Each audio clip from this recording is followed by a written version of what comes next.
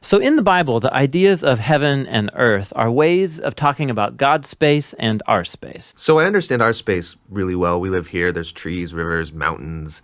But my understanding of God's space gets a little fuzzy. And what we do get in the Bible are images trying to help us grasp God's space, which is basically inconceivable to us. So these are two very different types of spaces. Yes, they're different in their nature, but here's what's really interesting is that in the Bible, these are not always separate spaces. So think of heaven and earth as like different dimensions that can overlap in the same exact space. So we talk a lot about going to heaven after we die, but this idea of heaven and earth overlapping, we don't talk a lot about that. Which is kind of crazy because the union of heaven and earth is what the story of the Bible is all about. How they were once fully united and then driven apart, and about how God is bringing them back together once again. So let's go back to the beginning, where heaven and earth, they're completely overlapping. Yeah, this is what the Bible's description of the Garden of Eden is all about. It's a place where God and humanity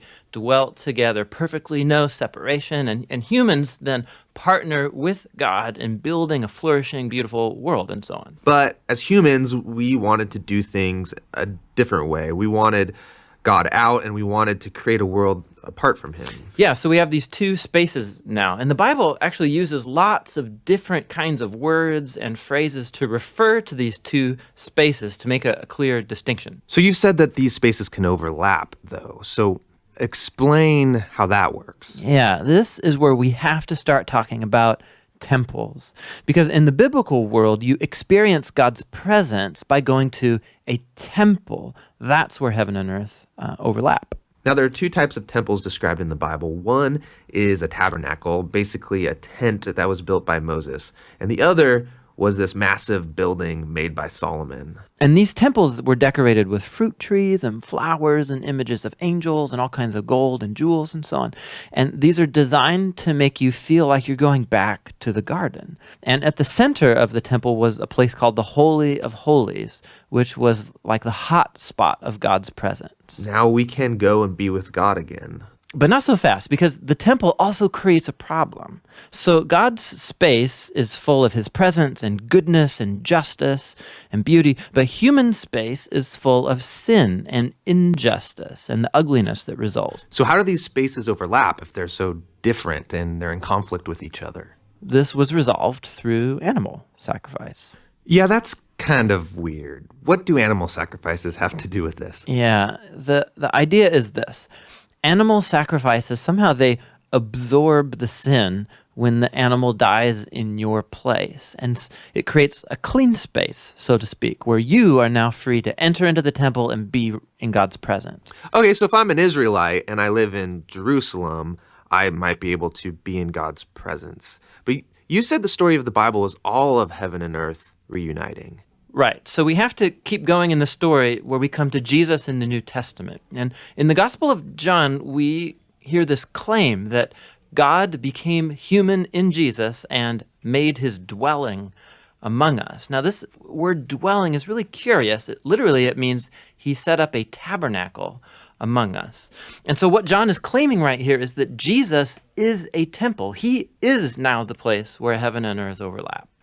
What's interesting about Jesus is that he isn't staying in this safe, clean space. He's running around hanging out with sinners. He's healing people of their sicknesses and forgiving people of their sins. He's basically creating little pockets of heaven where people can be in God's presence, but he's doing it out there in the middle of the world of sin and death. And he keeps telling everyone that the kingdom of heaven is at hand. And he even told his followers to pray regularly that God's kingdom come and that his will be done here on earth just as it is in heaven.